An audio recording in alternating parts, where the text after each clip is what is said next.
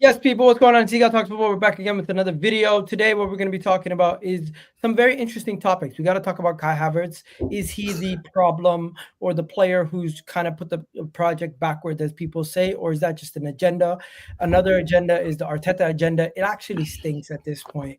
People want to compare him to every manager who pops up out of nowhere. But then when that manager like Motta at Juventus gets sacked, nobody's going to be doing those comparisons again. Right? We've seen it with Lampard. We've seen it with Gerrard. We've seen it with every manager who ends up coming into football, has a couple good games, and then they're like, Arteta this. We've seen it with Conte. We've seen it with Ange. We've seen it with every manager. And we're just going to continue to see it. The Arteta agenda is going to live on until he wins the Premier League to shut up all these haters. And then, yeah, we got Andrea Berta's Revolution and what we're going to do in the transfer window. But I got a guest for you guys today. Femi's in the building. Femi, what are you saying? My G. It's funny. It's only you that get me out of like retirement to talk like with people lately. You know me. I've been very to myself, but you're like one of my OG friends. Like above, football Twitter, above anything else. It's like I know that someone like you. I think we've been doing this now like as friends, like maybe what 3, 4, 5 years. Since you came over from that app to Twitter, what was it? Oh yeah, Clubhouse. Since you left Clubhouse. You've been adopted by the Twitter family. You know what I mean? I've for good, for bad, for ugly. I've seen a lot. I've seen a lot of love for me. I've seen a lot of hate for me. I've seen a lot of in between, and I think that's why I'm kind of trying to push a little more to explaining my thoughts versus, hey, Arsenal's good, nothing's ever bad. That's not my thinking, but like I think platforms like this should be nice. So I'm gonna start talking more. So, and I appreciate someone like you because had it not been for you, I probably wouldn't have taken the content creating. The thing is though, I'm having you on today, who's very positive. Tomorrow or the day after, I'm gonna have Northside on, who's the exact opposite. So it's like I'm somebody who's very positive, but I can speak with people. Or you know what? Some people will turn positive into deluded. Whatever you want to call me that. I don't really care. I'm comfortable with what I am. As for the Arsenal fan base, I wanted to start with that because I feel like as a fan base, we are the most upset fan base about this season. And think about it. You got Manchester United where they are. You got Spurs where they are with a manager they hate. You got Chelsea not knowing if they're going to get top 4. You got Man City having one of their worst seasons in a damn near decade.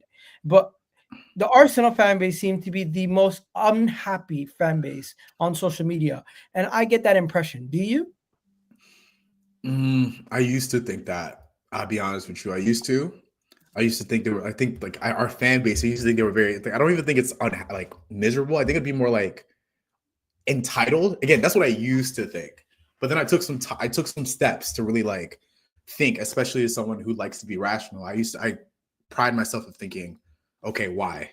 Where is the like anger? To me, anger has to come from somewhere. You know what I'm saying? Like if I'm angry right now, there has to be a reason. So a lot of times I look and I was like, okay, why? Like, you see the injuries, you see, a lot of things going on. Why are you upset? Let's go back to all the way to Arsene Wenger. Since like what? How many years did we go without winning anything that wasn't an FA Cup? To then go, you're like, okay, and mind you, if you go and you do your research, you'll see a lot of the issues where a lot of focus on attacking, not that much focus on defense. Very stuck on a specific formation. There was even, I read this one article that Wenger apparently did not change his approach up until I think like when we really started leaking goals, and then he switched to a 3-4-3, but not until Conte did it first. So it was like a lot of people were very under the impression that Wenger just like the game has evolved past him. So it's like, okay, we need something fresh. Then comes Emery. And a lot of the thinking was, okay, we have someone that's a bit more reactive, someone who they'll see the issue, you see what's going on, you have someone that'll react. But as we saw with time, he was too reactive.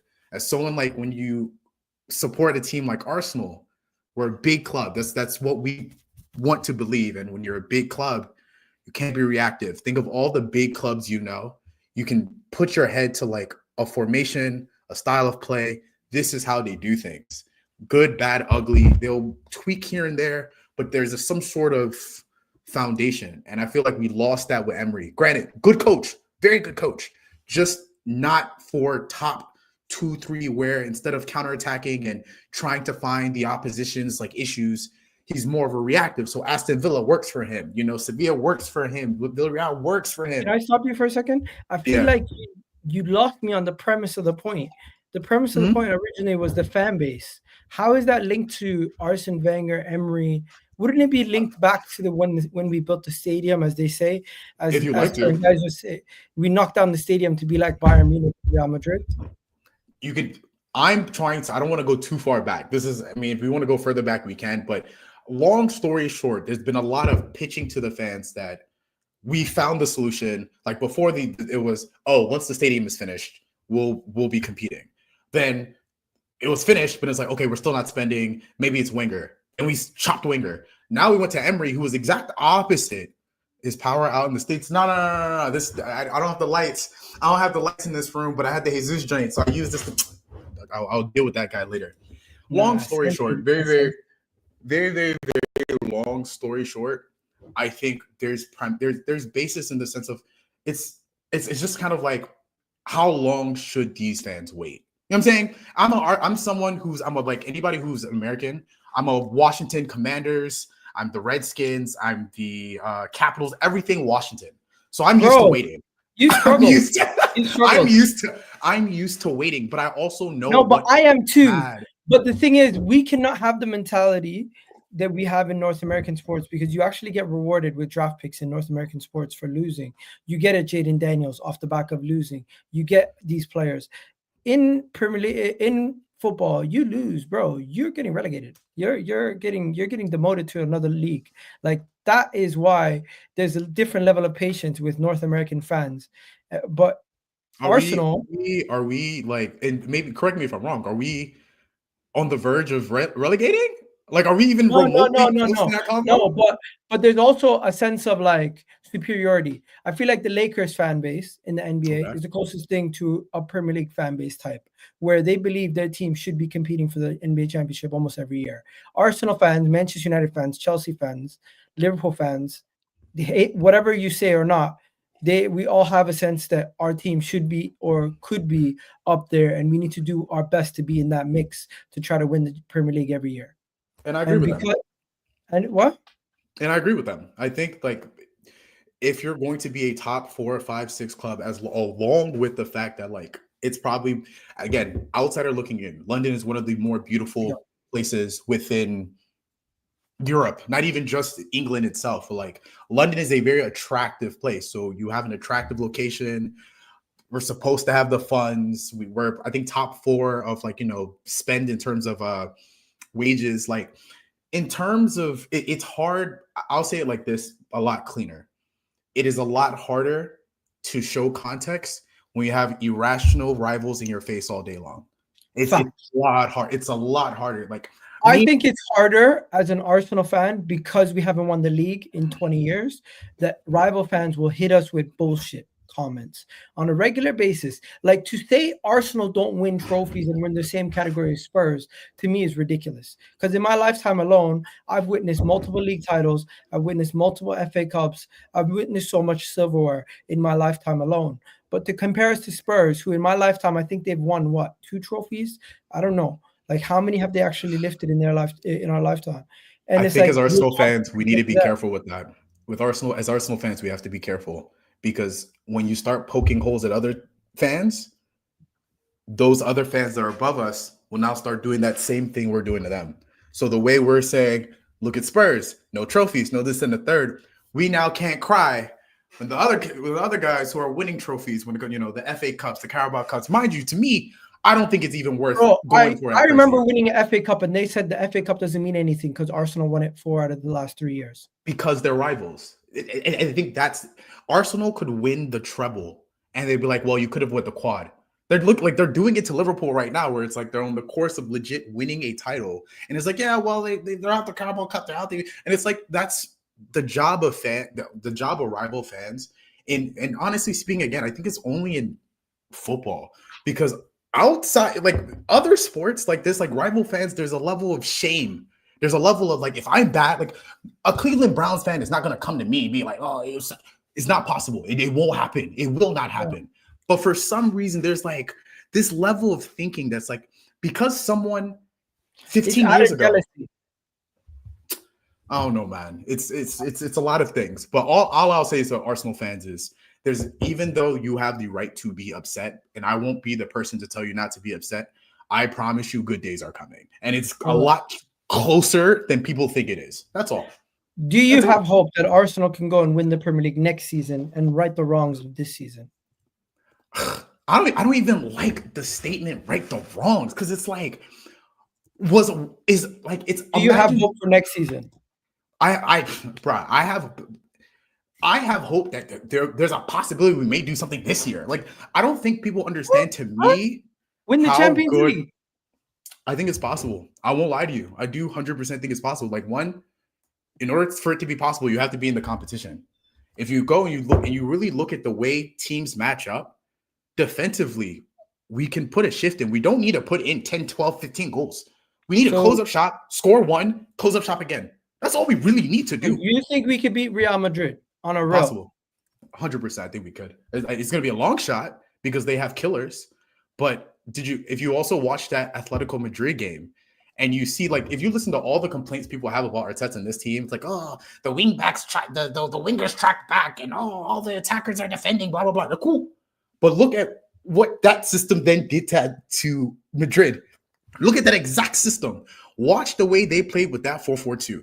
Watch the way they closed down the wings, but when they tried to go central, everyone collapsed and it caused problems for them and they couldn't find spacing. Then think about the fact that we can do that same thing. And I'll tell you this, everyone that's watching, find me 5 teams that can do that. I feel like everyone thinks you can play a nice mid-block. It is not as easy as people think. There's a lot of space behind you. There's a lot of space in front of you. To stay compact is a mental thing as much as it is a physical thing. And there's not many teams in the world that can do it as well as Atletico Madrid. But do you know what team can do it like that? Arsenal can. Especially with Saka coming back, Martinelli's coming back. I don't know. I'm not saying, oh yeah, we're going to win 100%. No, that's what I'm saying. But I do 100% think that there is a shot, and the first game will tell us a lot that we need to know. The first game will tell us everything. If we don't go out of that game with at least maybe 0-0, I'm okay. I'm kind of upset we don't score at home. But if we can go into it 1-0 and we get to go to Real Madrid's place and we can close up shop, because I'm confident Arsenal can close up shop. That's the one. There's 3 things in this life I know.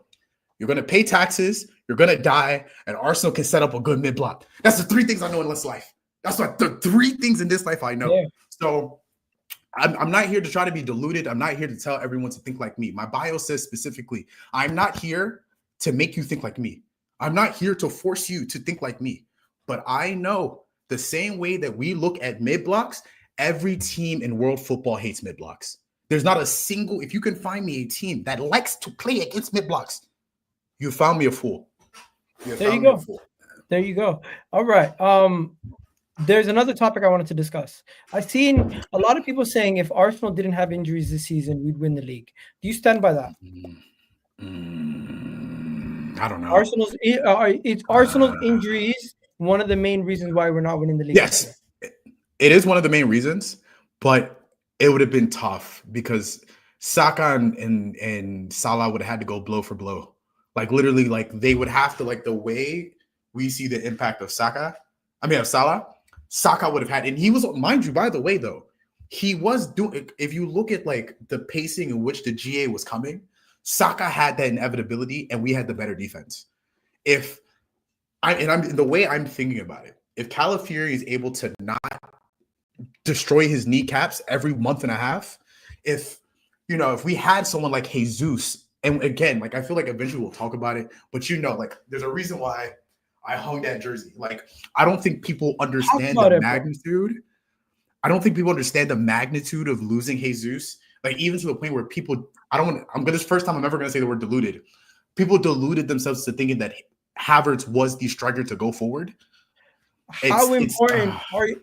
One second. When you say Gabriel Jesus' importance, what is his importance bringing to us? God. What is he specifically doing to make you feel like he's so important? Because let's be honest, in his time here, goals have not been his main strength as a striker.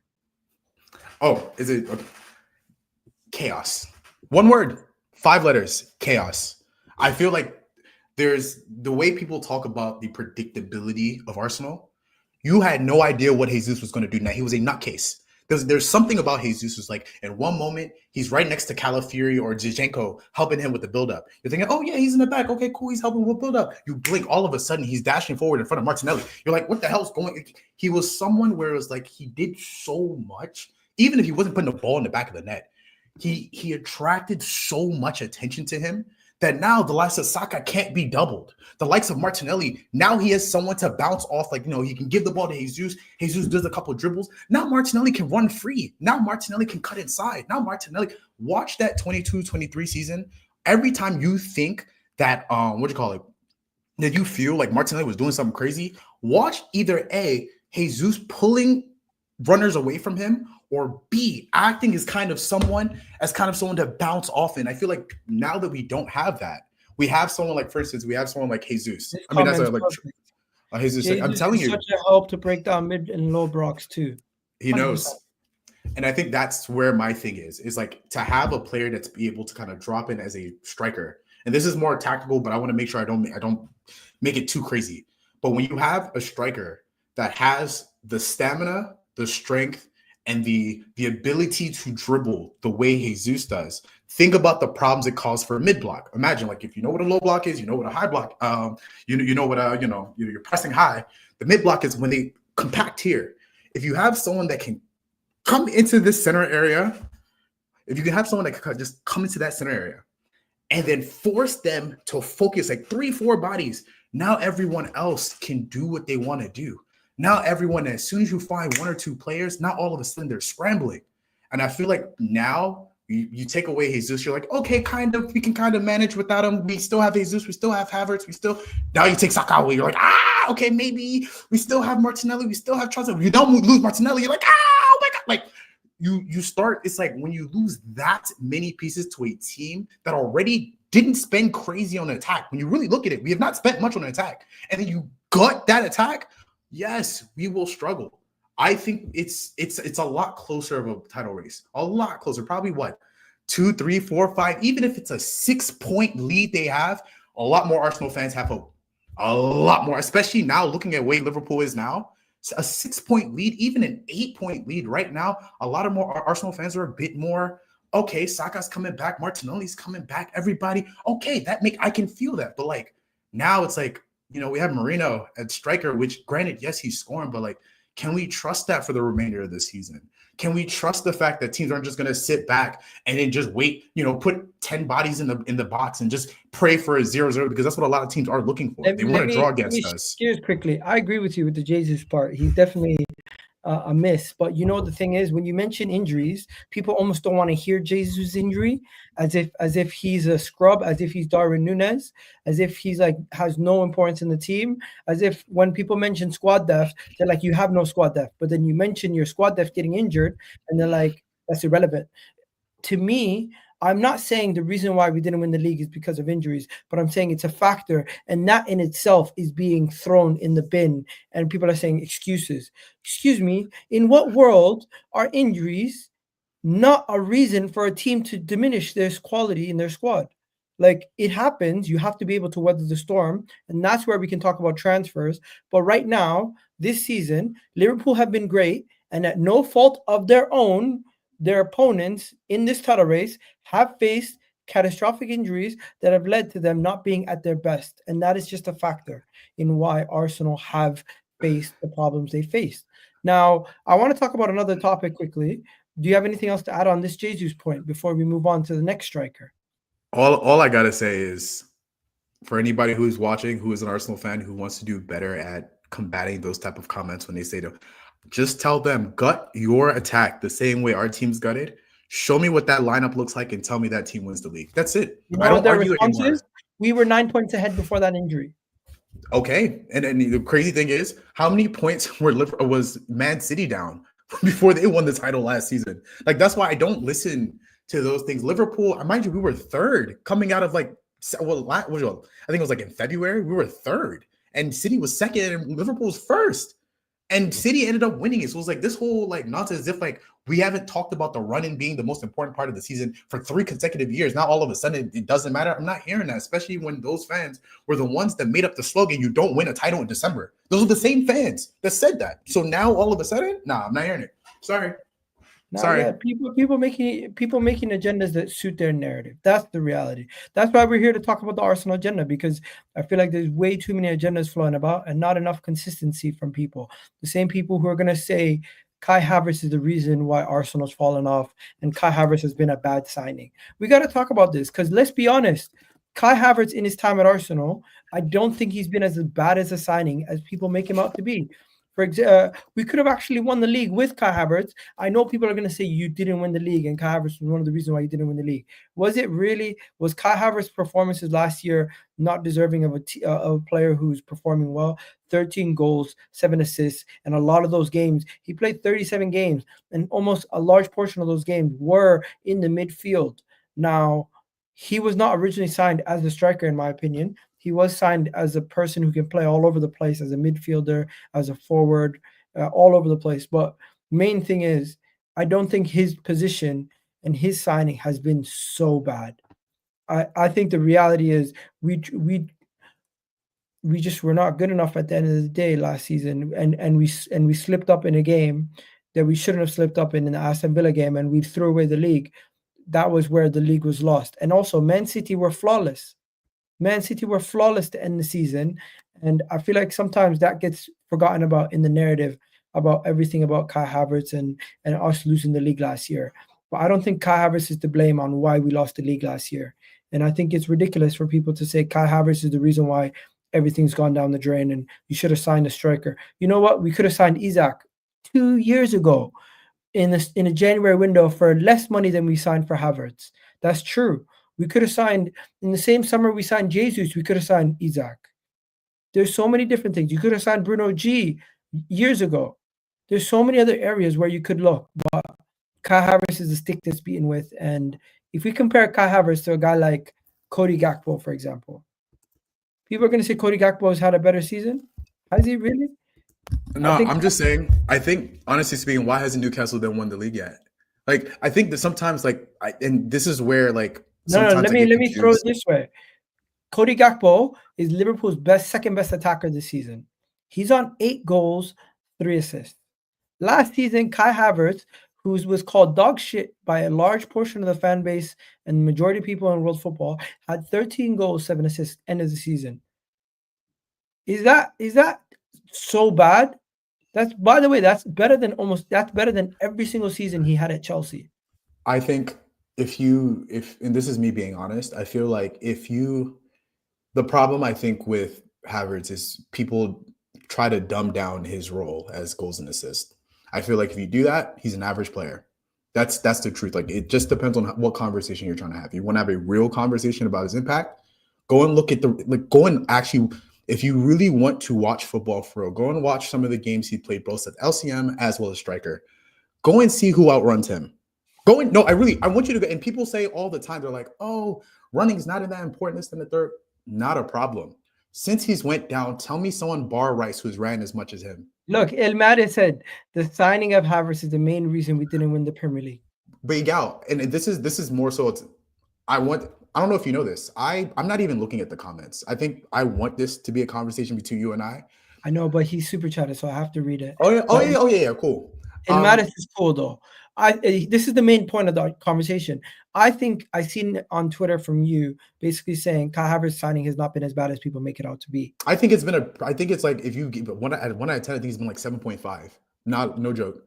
7.5 is good. 7.5, and here's the thing. If 8 is excellent, and like 10 out of 10 is like perfect. I would like 8.5 is like excellent to me personally. But let me just walk really quickly. Again, everything will always point back to Jesus to me. I am sorry. Jesus plus Havertz is the deadliest combo we've had at Arsenal in a while. There's been games, granted, it's like where they're still trying more deadly than Lacazette and Aubameyang. Yeah. I'm thinking about it, but yeah. Off the strength of Like attacking wise, in terms of scoring goals, no. But the overall impact, yes. Especially like if you look at like the deficiencies that came from playing both of them at the same time, doesn't exist with Kai Havertz and Jesus. If you really look at it, Laka didn't have the lung capacity to press as well. Alba just didn't press. If you really look at it, and then when you had to play them, they both wanted to be central. Our wide options was Kolasinac and Bellerin, who then went down, so it then became Maitland-Niles. So those were our wide options. The reason we even had to go and get someone like Pepe was because we didn't have a reliable right winger, and people who love Emery couldn't identify Saka as that right winger to solve it. So we spent 72 mil, which has now led to the domino effect of where we are. But Bro, this is not a people. You're losing people. People are saying Aubameyang was better than both Jesus and Havertz combined. But that's good for them. I'm saying if that's the case, then why did we struggle to get top four? Why did we then struggle to get top four then? You know what I'm saying? I feel like people maybe because the rest of the team wasn't as good. We built around them. That's at the end of the day, we built literally around them. Tell me what we were missing then. Tell me what we were missing. If Aubameyang, so now walk with me together. We're almost there. We're almost there. If before we were missing the defense, and then Arteta comes in to prioritize that said defense, to then add the attackers at the end, then doesn't it then make sense for us to then do the same thing now to make sure that we have the defense first before we then buy the attackers? Yes, Alba and Laka were to me, since if Alba and Lacazette is in this team right now, they go crazy. Go crazy.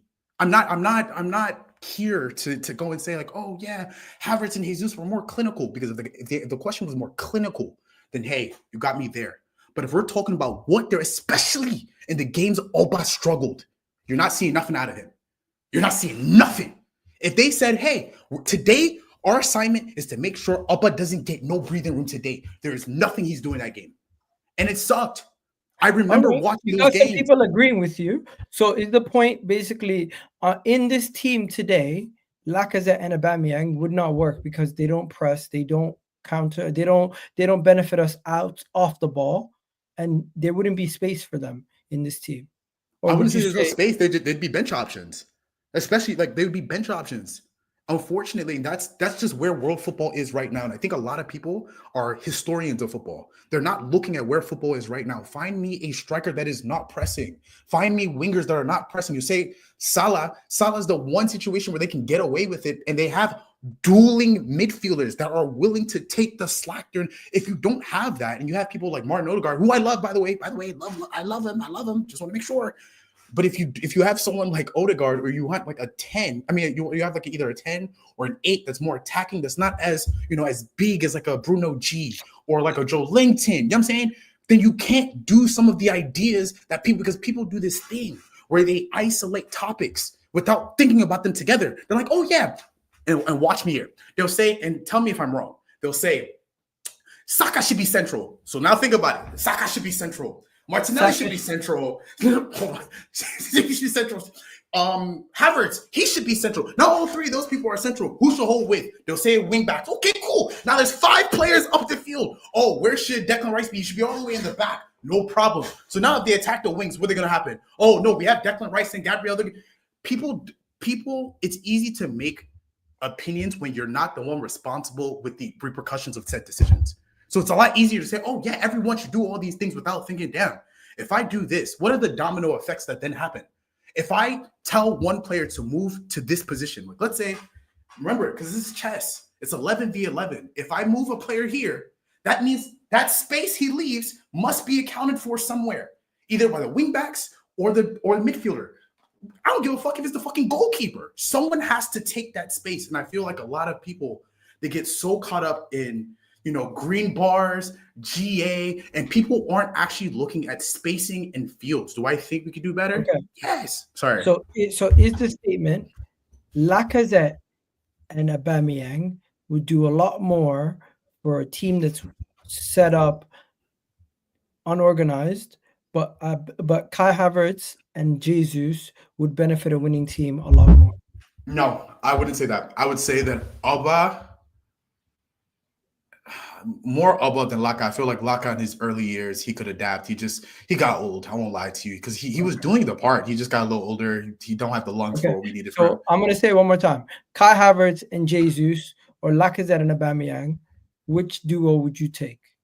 If I was a counter-attacking team, I'd take Alba, and where I don't need the ball as much, I can allow him to eat space. Yeah, I'll take Alba. If I want to impose my will on teams, if I really want to, You're taking I'm Jesus taking and it. And anybody who wants to go on FM and try that, I will whoop you 10-0. Like, try it with me. Like, I'm telling you, like. All right, it's not Football Manager, but I get it. Let's talk about Arteta. There's a general consensus around Arteta that he's not a good manager, or that he's not good enough to get Arsenal over the line, or that he should be sacked. What do you think about when people say this? Because I personally think the Arteta agenda stinks. And at this point, I brought you on the show to give me your opinion on what's going on. I think a lot of people already know my opinion on Arteta. I think Arteta is a great manager. I think he's having one of his best seasons, actually, as a manager, having to deal with so much adversity and still having Arsenal in a situation that's looked decent for majority of the season. Now, yes, we didn't win the league, and to judge the manager solely on winning the league or not is a high bar, and I don't think a lot of managers are judged on that. So it just goes to show you how far he's taken this team, where we're being judged on if you get the ultimate prize or not, where other managers, they're not solely just judged on that.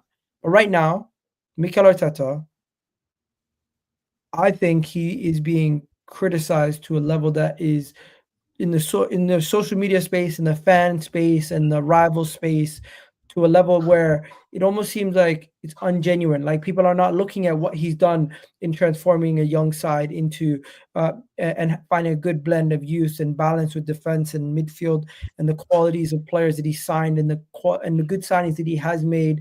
And they always speak about the 800 million spent and not winning the league. Well, if it's just down to money, Manchester United should have won. Chelsea should be better than they are with their 1 billion spent. But it's not just down to money. But at the same time, they don't look at tactically how Arsenal is viewed and portrayed by other football teams and other football managers and other people in football is completely different to how we're viewed within the world of football fans and social media. And that's just where I am. I don't think Arsenal is viewed as a club that is an utter failure and is going to fall off next season. I think the opposite. I think people see Arsenal and they say they're the best setup for next year to go and compete for that league and win it maybe next year, in comparison to Liverpool, who there's so much unknowns, City, where there's so much unknowns, Chelsea, Tottenham, who are just far, Chelsea, Tottenham, and Man United, who I think are a little bit further away from the likes of that yet. And for us to change the manager, I just don't think it's necessary. I think to put in another voice in the room, I think we're going to be doing that with Andrea Berta, and I don't think there's a need to be changing the manager also at this moment in time. But hey, if things don't go well and he doesn't sign the proper forwards next season, it might be a situation where Arteta might be the problem. At that point, we might need to look at him. But right now, I don't think he's an issue. What was the question? I'm sorry. The question is, what do you think about Arteta?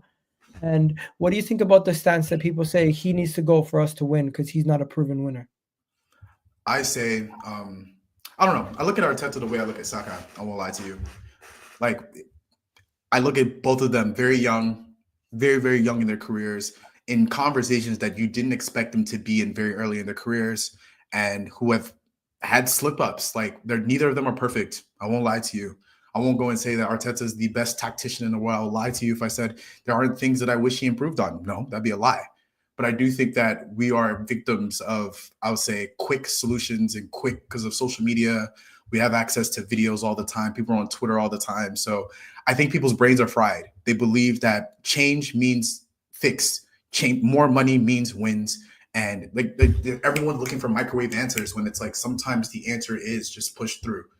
If you ask yourself certain questions about Arteta, you feel like he needs to go, I would love to hear that. Honestly speaking, I want to hear it.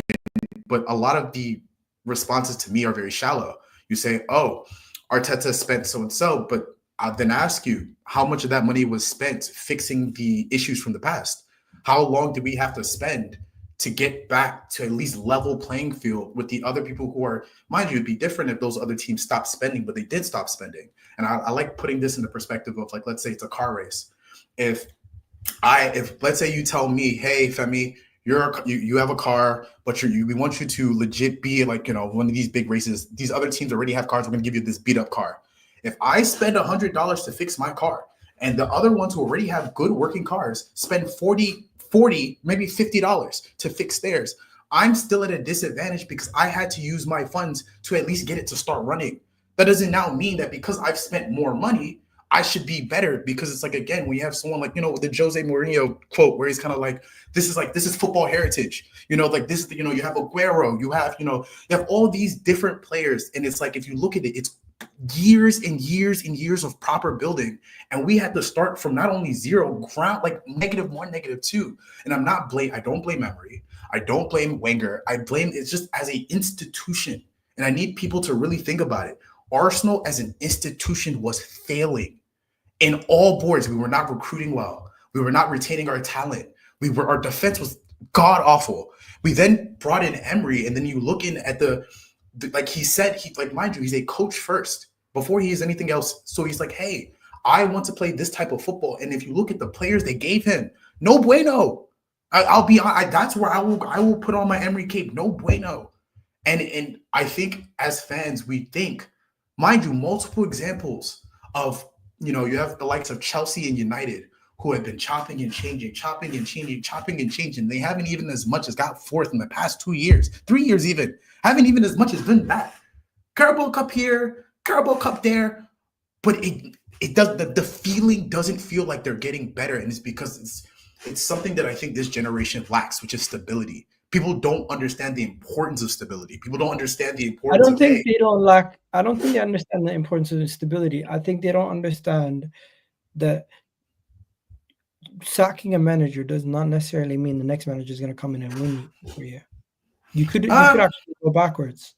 But that's what, and I feel like it goes hand in hand with it. I'm not saying blindly trust Arteta forever. In fact, them going and getting experienced sporting directors in a good direction, because the reason why, if you find what a sporting director is supposed to be, it's supposed to be someone that, regardless of what manager is there, they're keeping the system, or I guess the ideals, intact. They're refreshing the squad, even without they're keeping the squad in the direction that the club wants it to go. Not there we go. There we go. Here's the problem.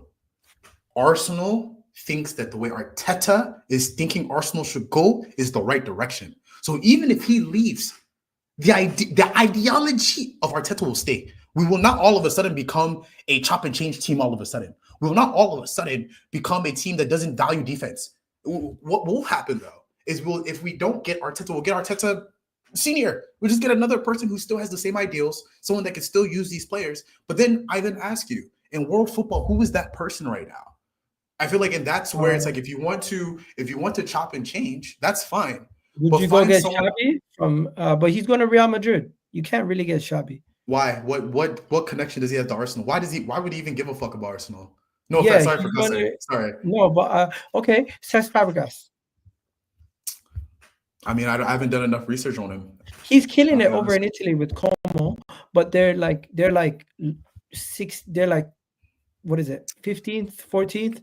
They're not really like, they're relegation side, but he has them staying up comfortably, playing some beautiful football. You got to check out Ainge did well. Ainge did well outside the league. Frank Lampard did well outside the league. There's no guarantees. I don't think a lot of people would want Cesc Fabregas. I think if somebody was to take the Arsenal manager job right now, I think people would be asking for. I just don't think it's a. I think it's. They would probably be asking for, like, just looking at Troop's post recently. He posted the Inter manager saying go get him, or go get what's the name? What's that guy who used to manage Bayern? He was an up and coming manager, Nagelsmann.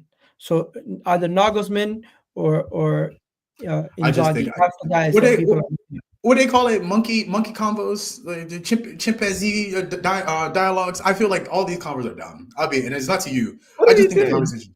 I just think it's dumb, bro. Because it's just a weird analogy. It's just dumb to me. All of this is just dumb because it's like there's so many other better conversations. No, but do you not understand that people are so sick and tired of Arteta that they feel like just they're willing to risk it all to get another person in the room? They should go and manage it. They should go Look at this. get Look the at this. credentials. Mota just got shocked by Juventus. Arsenal should get him. What? Like, what are we I think, doing? Igal, truthfully speaking, I think let people talk. That's my platform. I let people say what they want to say. I'm a very question person where it's like I'll ask the guy right now. For instance, he says get him. I'll ask the guy, what's the guy's formation? Tell me right now, what is his ideal principles that you want him to bring to Arsenal? People just talk, no research, no real. And I'm not calling this one guy because it looks like he's Nigerian. I love Nigerians. I have a special place for Nigerians, but I just feel like people just talk without, like, for instance, Igal, you sent me 3 or 4 topics, like maybe what, 2 hours, 3 hours ago? I spent majority of my day making sure I knew exactly what I was talking about. And I feel like a lot of people don't do the due diligence as that they'll give suggestions. But the moment you start questioning their thoughts, instead of you, because like the way football Twitter works is you say your opinion, they say their opinion. You say your opinion, they say, versus me, who I'll be like, I hear your opinion. I was like, fine. Tell me about your idea more. And I'll sit there and I'll just listen to the blabble about nothing. And I'll be like, so you don't know the guy's tactics, you don't know anything about the guy, but you know he's a fresh face. And the moment he drops 3 in a row, you're going to want him gone. And you're going to be doing chop and change. You might as well just kept the guy in the first place. That actually had people happy. People just talk. Thiago Mota, I don't know. Does he play 3 at the back or 4 at the back? I think he plays. I couldn't give a damn. I couldn't give a damn. No offense, and I'm a big football fan. But as of right now, my thought process right now is Arsenal, and I know the best way forward right now is attack this summer. My anger will come if we don't attack the summer. That's where I think the conversation should be. It's not about managers. It's not our job right now. Is there is no more excuses. Like, all right, no more excuses. I like that. So in that case, if things go wrong, then we can discuss Arteta's future at that point.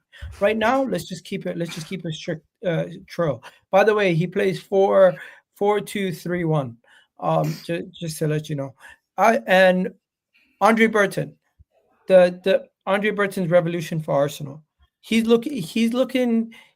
looking interesting. It's looking interesting. Andrea Berta's being linked to take over the job to the point where people are saying it's done.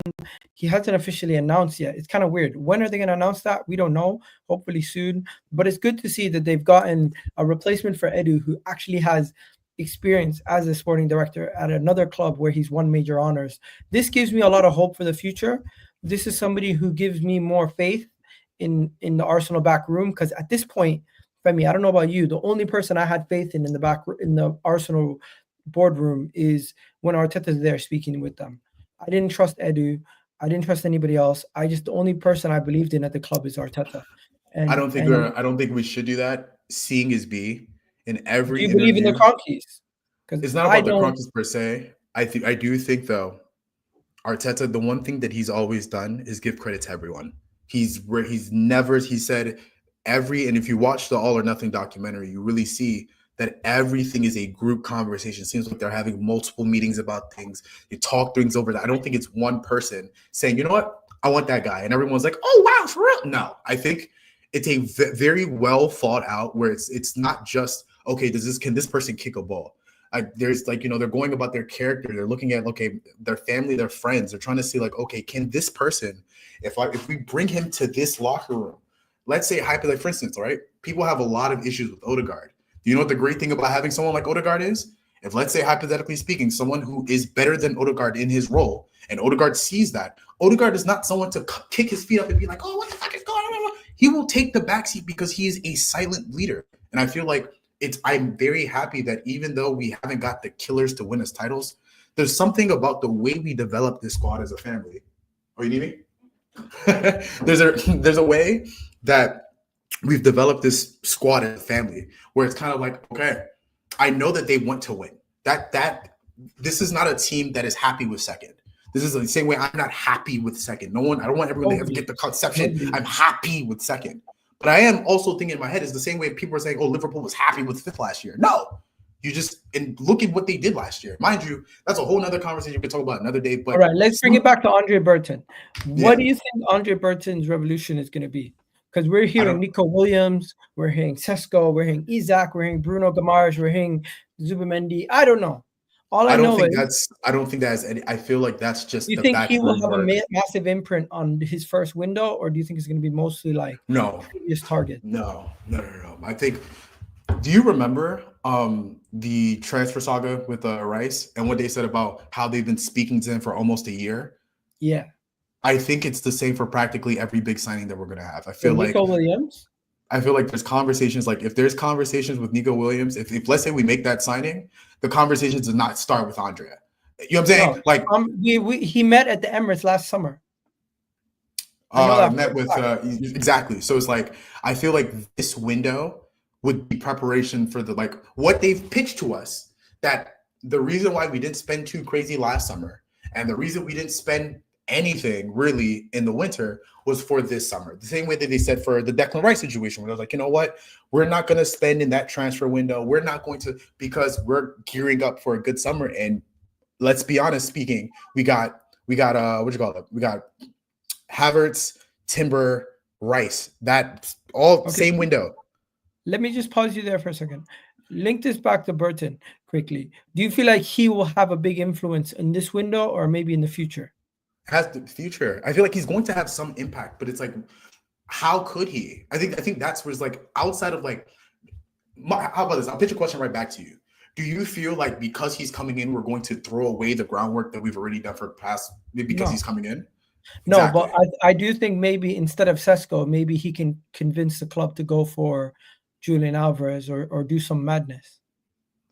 But why? I feel like that's the question. It's like, why would he do that? Like, what would be his like outside of like? Maybe he doesn't view a Sesko as a signing that can get us over the line. It's his first summer. He will not have that say. I'll be. You don't hire somebody with and give them a job and then tell them they have no say over the first decisions being made when they're in charge. If there's already decisions being made already, I'm not going to hire someone and that person be like, no, scrap everything after a year's work. Not happening. What they probably will do, though, is they'll give him 3 or 4, like, hey, look, these are the 3-4 main candidates that we've been looking for. What is your opinion on that? And his opinion will be weighed, but there's no way in the world he's going to come in out of nowhere, pick a name out of a hat and be like, yeah, hey, everyone, this is what we should sign, and they're going to sign him. No way. Because if that's going to be the case, we're going to have to spend more time recruiting and then scouting that player. It's like, you know what I'm saying? It's a system. People think that this is FIFA. It's not. Like, these are real people with real jobs, with real processes, who have deliverables like every other person with a job. So think about it like a job. There's no way in the world I get hired today. Let's say I get to Google. They hire me as part-time, second in line CEO. Cool. I'm going to walk in day 1, quarter 2, and be like, yeah, scrap everything. I want it. No. You have to still integrate yourself into the system. You're still like, okay, this is how things are run. You know what I'm saying? Like, he still hasn't even been announced. We're in March. When is he going to start talking to the signings?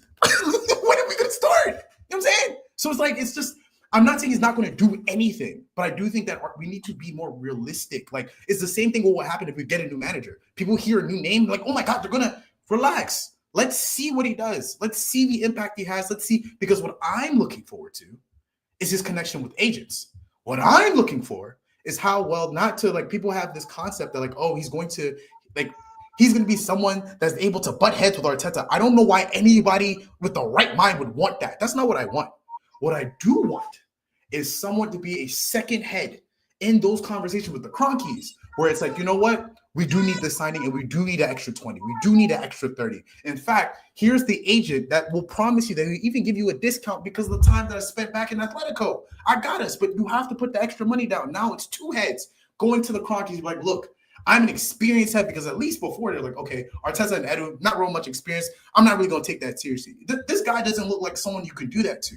So from that perspective, I see it. And on top of that, I've also did some research. He's also made signings eventually that was like, okay, that Simeone ain't really want. I'm okay with that. I'm not here to be like, oh, he's not going to do anything, nor am I going to say, oh, he's going to do everything. I just think we need to just watch, see what he does the first 6-7 months. Let's see what that looks like, and then go, and then we can say, okay, he's going to impact us. He will impact us. He will. Now, Yeah. I'm just gonna throw out some names. I've come Okay. to the conclusion that I don't think we're gonna get Isak. We're gonna end up getting Sesko. Do you agree? I don't know. I think it's a domino effect. It almost feels like the NFL like free agency, no NBA free agency, where it's like, you know what I'm saying? Like no This one thought that happens, and then that happens, and then that bingo. happens. Because remember when and I because we're like, I'm American, you know what I'm saying? I can kind of bridge it a little Yeah, bit, but like it's like the LeBron when decision. and then everything trickles down. I feel like everyone is watching what Newcastle does in terms of one Champions League. I feel like everyone in the world is watching. Like, okay, if they qualify for that fifth spot, it's a little tricky. They probably resign him, done and dusted. At Could least you we see have a world in which we do not sign a striker next summer? no, not possible. I think Jesus blowing his knee out killed that. Like, no. I feel like we probably would have invested in other areas, still in the attack, but probably left wing, probably Do 10. you see a world where we get Zubamendi and another Yeah. expensive midfielder like Bruno G? Oh, I don't know. I in my it, where I'm hearing 300 million transfer window. I'll be honest with you. I was born one day, but it wasn't yesterday. I don't see Arsenal spending 300 mil. So if we get a limited, I'd say about 150, 170, I feel like the most money will be spent on the striker for sure. I think the agreement we make Bro, with 150 Zubimendi, doesn't get you a striker and Zubamendi, let alone a striker, Zubamendi, and Nico Williams. What are we talking about? again, like I said, my personal opinion, just me. I think we spend the most money on the striker. For like it's one of those things, either that or we find a chaotic. It's I think it just all depends on the striker we get because it's like Sesko is so much different than Acuna, which is so much different from the. It's like everything will, Spent from that striker. 230 on Declan Rice's window, remember? That's true, Sha. And that's one thing that is true. That we did spend 230, and we haven't spent much since. We have not spent much Net since. profit of 10 million last year. So I mean, like I said, it how do I say? It's like it sounds good. You know what I'm saying? All of it sounds good. Like I'm excited, but I'm not gonna come here with my limited time on your platform to tell people, "Hey, be overly optimistic. We're gonna do it." But I will say it looks good. Like the numbers look good. It looks like we're linked to the right players, and it looks like we've done the groundwork. So regardless of where we go, it looks good. It just depends on, like I said, it just seems like it depends on the Isak domino. If it seems like they're gun ho on that, and I'll be honest with you, I'm with them. I'll be real with you, because Yeah. Are you one of those people who want Partey to leave on a free, or would you just give him a new deal? Fuck no, get out. Sorry, no. There's so many reasons why. There's like, Yeah. even if you take the case out, even if you just throw that out, he's a fake 38-year-old who's cosplaying as a 31-year-old. What you call it? Like this is his first season where he's decided to play every game. There's no, sorry, we already have Jorginho. No, I'm okay. It's fun. That's a wild allegation. You know what? We're gonna have to get back to it. We're gonna have to talk about it. But for now, this is gonna cut it short. This is the Arsenal agenda. Do you have any other agendas you want to mention before we go? I'm just not an agenda guy. I do think people, you know what I'm saying? I think, if anything, I just want more people to do more research. That's it. I think that's my agenda. I Do you think that everyone Isak should goes to believe. Liverpool over Arsenal? Nah. But again, I'm biased. I'm an Arsenal fan. What I would say, yeah, like nah. I don't think so. I think especially if Trent leaves. I don't see there's a world that they pay Salah and get Isak. I don't see that reality either. Again, don't quote me, because I also said that Liverpool wasn't going to win the league when they finished fifth. So don't quote me. I'm the worst person to quote when it comes to Liverpool. No, but nobody really did. Let's be honest. Liverpool fans didn't, which is what kills me the most. Like, oh my God, our fans, you guys said that we weren't going to win it. It's like, you said you were going to win it. You literally said it. We all thought it was going to be us. It's easier to sit there and say other people didn't say something when you didn't say it yourself. Anyways, we're going to wrap it up here. Femi, do really appreciate it, bro.